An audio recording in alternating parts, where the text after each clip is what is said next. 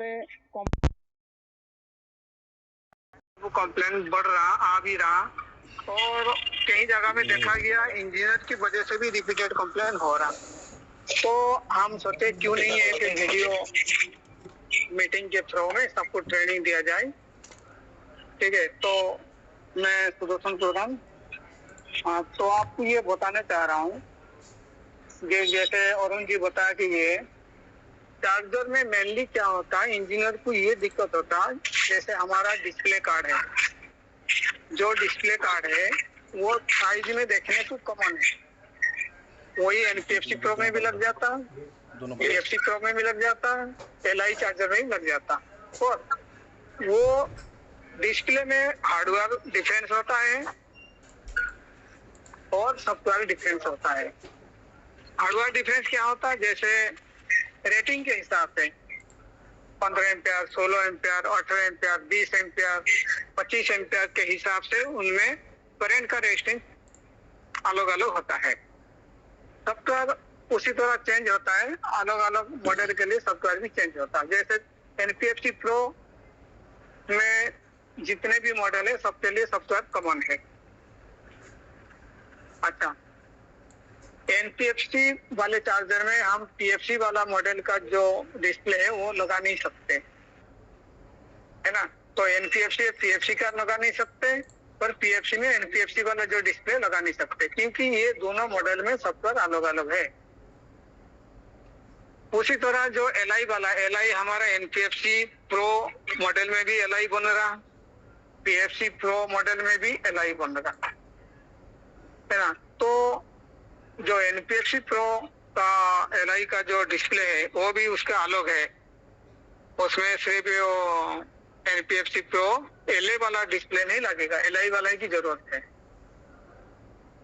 और उसी तरह पीएफसी प्रो का जो एलआई है, पीएफसी प्रो एलआई में उसका सेपरेट सॉफ्टवेयर है, यानी आपको जो था पीएफसी प्रो एलए वाला सॉफ्टवेयर वो एलआई में नहीं लगेगा, या एलआई वाले एलए में नहीं लगेगा, वो सबका डिफरेंस है।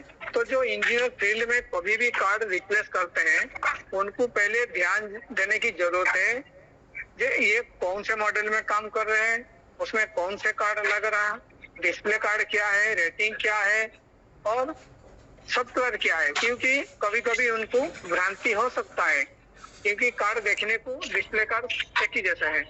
तो इस चीज को उनको ध्यान देने की जरूरत है कि वो कौन से सॉफ्टवेयर वाला डिस्प्ले लगा रहे। सॉफ्टवेयर के लिए वहां पे अलग से एक स्टिकर लगाया जाता, जैसे पहले वो पीडीएफ में अरुण जी दिखा रहे थे आपको, DSP underscore NPFC underscore pro underscore 18 ampere underscore, आगे रिवीजन आ जाता, वो 1, 0.1, 0.2, 0.3 ऐसे बढ़ते रहता, ठीक है ना। तो वो जो स्टिकर उसको ध्यान देने की जरूरत है, उसी से आपको सॉफ्टवेयर क्या है उसमें पहचान में आता है।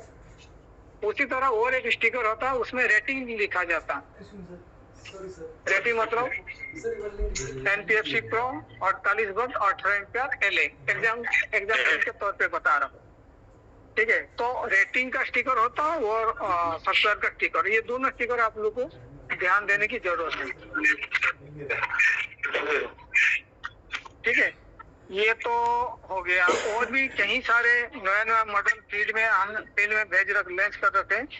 तो आप लोग ये जो पीडीएफ भेजा जा रहा या भेजा गया है उसमें आपको नंबर ऑफ मॉडल आपको पता चल जाएगा। अभी दूसरी बात है, अच्छा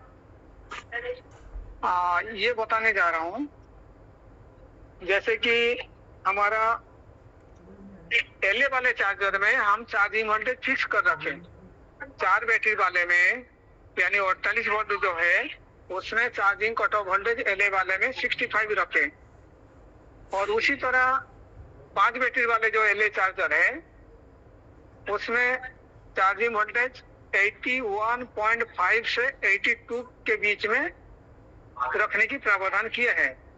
ये वोल्टेज रखने से क्या होता, हमारा मैक्सिमम जो चार्जिंग बैटरी को करने वाला पॉइंट है वो फुलफिल हो पाता।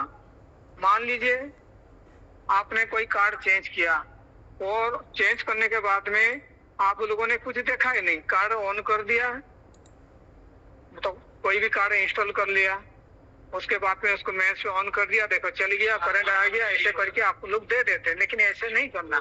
कभी भी कोई भी कार्ड रिप्लेस करो, चाहे डिस्प्ले करो या मेन कार्ड करो, उसमें आपको इंस्टॉल करने के बाद में मेन्स पे लगा कि चार्जिंग करंट देखना चाहिए, उसके बाद में चार्जिंग वोल्टेज देखना चाहिए।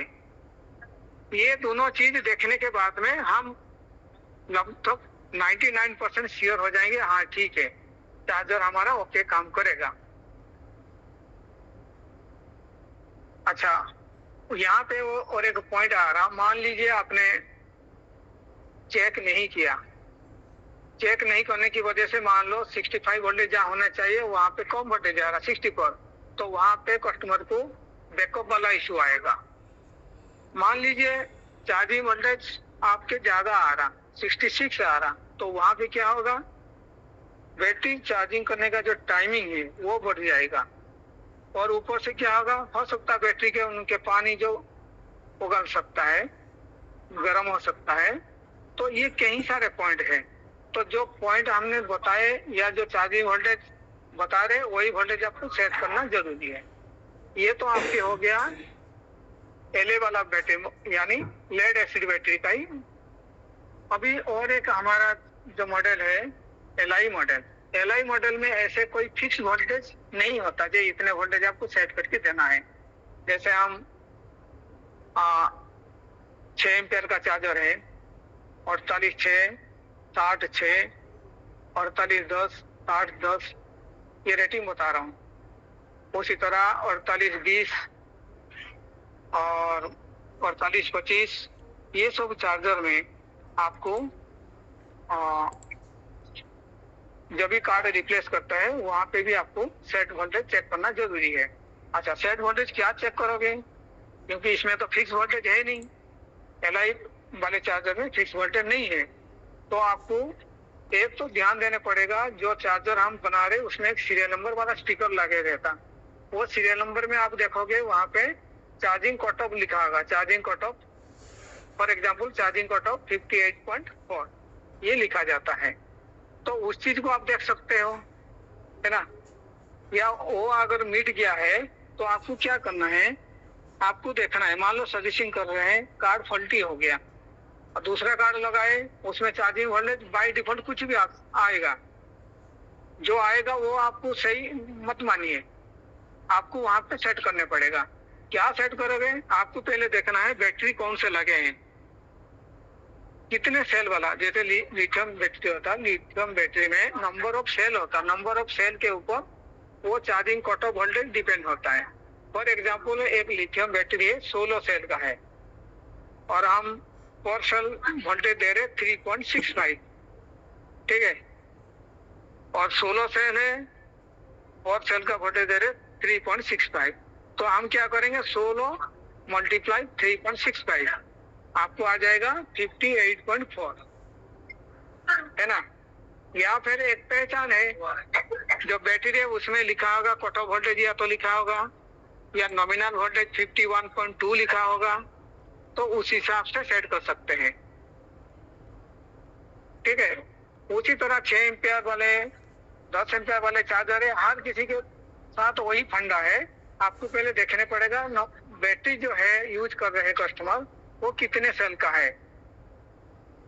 ऐसे तो हम स्टिकर में लिख ही देते, लेकिन मान लीजिए यहाँ से चार्जर कुछ सेट वोल्टेज वाला कस्टमर ले गए और लगा रहे और कोई बैटरी में, बैटरी कुछ और है वहां पे 58.4 वोल्टेज नहीं चाहिए, उनको चाहिए 54.6 वोल्टेज चाहिए। तो वहां पे आपको कैलिब्रेशन की जरूरत है। कैलिब्रेशन के थ्रू में आप क्या कर सकते हैं, उसको 58.4 से 55.6 सेट कर सकते हैं। अच्छा, कभी कभी, अच्छा ठीक है, यहाँ पे ये पॉइंट और एक आ रहा, मान लीजिए कस्टमर को ये 55.6 वोल्टेज डिमांड है, आपने सेट कर दिया, सेट करने के साथ साथ जो सीरियल नंबर के पास में जो लिखा हुआ था 58.4 उसको आप करेक्ट कर दीजिए। करेक्ट क्या करना है, जो सेट वोल्टेज किए हैं वही सेट वोल्टेज वहां भी लिखवा दीजिए, ताकि नेक्स्ट टाइम आपको कार्ड फॉल्टी होने के बाद में फिर दिक्कत नहीं होगा। आप सीधा देख लोगे, हाँ ये कट ऑफ वोल्टेज लिखा है, वही कट ऑफ वोल्टेज मुझे सेट करना है।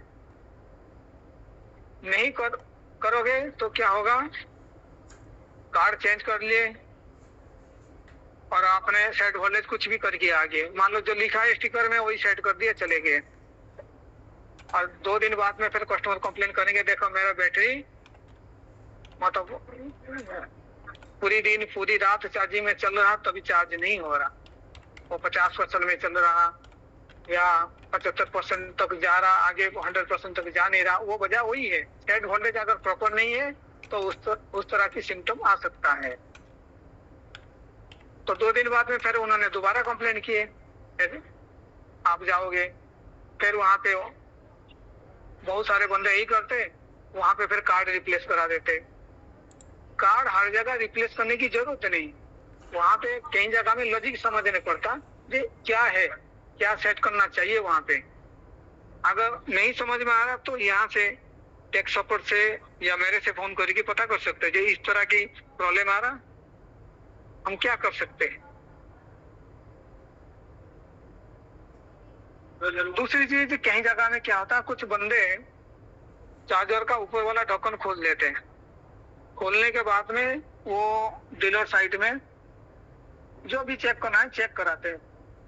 तो अगर ढक्कन निकाल के हम उसको 10 मिनट 15 मिनट चलाएंगे तो क्या होता है, वो उसमें जो हीटसिंक लगे हैं वो हीटसिंक गर्म होता। तो हम एक फीचर दे रखे 75% ब्लिंकिंग, वो ओवरहीट वाला प्रोटेक्शन है। वो ओवरहीट वाला प्रोटेक्शन जब हीटसिंक गर्म हो जाता, 80 डिग्री ऊपर जाता, तभी वो प्रोटेक्शन में आता है। तो कभी भी आप चेक करोगे, ढक्कन लगा के चेक करिए। ढक्कन नहीं लगाने की वजह से हीटसिंक गर्म हो जाता, ढक्कन लगाने के बाद में क्या होता, एयर फ्लो एक चालू रहता, जिस वजह से हीटसिंक के थ्रो में हवा क्रॉस करके आगे निकलता और हीटसिंक ठंडा जाता। तो वो वाला दिक्कत नहीं आता। कोई सारे मतलब बहुत सारे बंदे ऐसे भी मुझे फोन करी बताते, सर ये प्रोटेक्शन हो रहा, ये लियो 75% वाला ब्लिंकिंग कर रहा। तो उसका वजह वही है, बाद में पता चला उन्होंने खुले रखे, इस वजह से दिक्कत आई रहा। अभी एक नया प्रॉब्लम हमारा ये भी जो LI वाला चार्जर में 20 एम्पीयर 25 एम्पीयर में आ रहा, एक जैसे PFC मॉडल है। PFC मतलब उसमें पावर फैक्टर करेक्शन के लिए अलग से सर्किट है। वो सर्किट के थ्रू में क्या करें हम, जो इनपुट आ रहा, मान लीजिए आपके इनपुट आ रहा 220, ऐसे इनपुट 220, तो नॉर्मली उसमें रेक्टिफायर होने के बाद में कितना जाएगा, 300 के आसपास जाता है। पर हम क्या करते हैं, 300 नहीं बना के वहां पे 370 से 380 बनाते। ये जो एक्स्ट्रा वोल्टेज बना रहे, बढ़ा रहे, वोल्टेज को बूस्ट कर रहे, उसके लिए एक सर्किट यूज हुआ, उसको कहते हैं PFC सेक्शन। तो वो PFC सेक्शन खराब होता तो आपके करंट जो पुराना वाला सॉफ्टवेयर था LI चार्जर में, उसमें तो हाफ करंट आ जाता है, यानी 20 एम्पीयर का चार्जर है तो उसमें 10 एम्पीयर का करंट आ जाता, अगर PFC सेक्शन खराब है तो। PFC सेक्शन खराब मतलब या तो PFC मॉसफेट चला गया या PFC वोल्टेज बना नहीं, जो भी हो।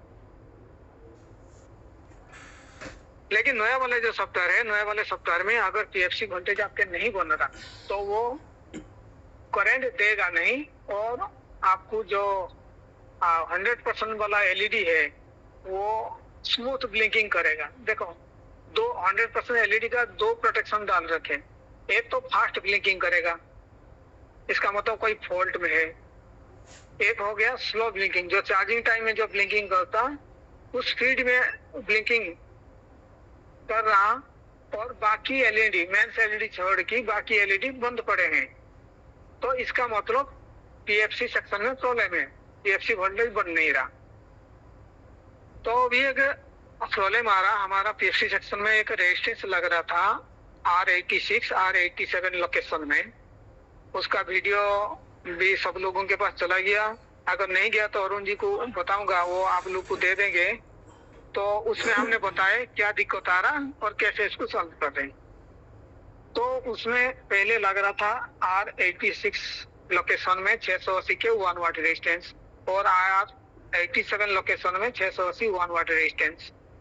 अभी वो दोनों रेजिस्टेंस को आप निकाल के फेंक दीजिए, और आपके पास अगर यहाँ से यूपीएल से मंगाया गया 340 के क्वार्टर वाट वाला रेजिस्टेंस है, तो 340 के दो रेजिस्टेंस को सीरीज करेंगे तो वही बन जाएगा 680 के। तो 680 के बना के एक लोकेशन R86 में डाल दीजिए, फिर और दो रेजिस्टेंस 340 के सीरीज करके उसको R87 लोकेशन में डाल दीजिए। ऐसे करने में पहले वाले रेजिस्टेंस में जो दिक्कत आ रहा था, फेलियर वाला रेजिस्टेंस के फेलियर वाला, वो नहीं आएगा। एक्चुअली वो रेजिस्टेंस फेलियर क्वालिटी प्रॉब्लम वजह से फेलियर हो रहा, जिस वजह से फील्ड में कहीं जगह में दिक्कत आ रहा था। या फिर आप किसी के पास में अगर मान लो वो यहाँ से मंगाया गया 340 के रेजिस्टेंस है नहीं, तो मार्केट से आप 680 के 1 वाट रेजिस्टेंस नहीं है भी तो आप वाट रेजिस्टेंस मंगा की सिंगल 680 के अगर लगाना तो सिंगल लगाना, और वो हाफ वाट होगा या फिर 1 वाट होगा, क्वार्टर वाट नहीं लगाना। तो ऐसे करके आप वहां पे काम चला सकते हो। दूसरे कार्ड मंगाने से बजाय आप वहां पे इस चीज को कर सकते हो।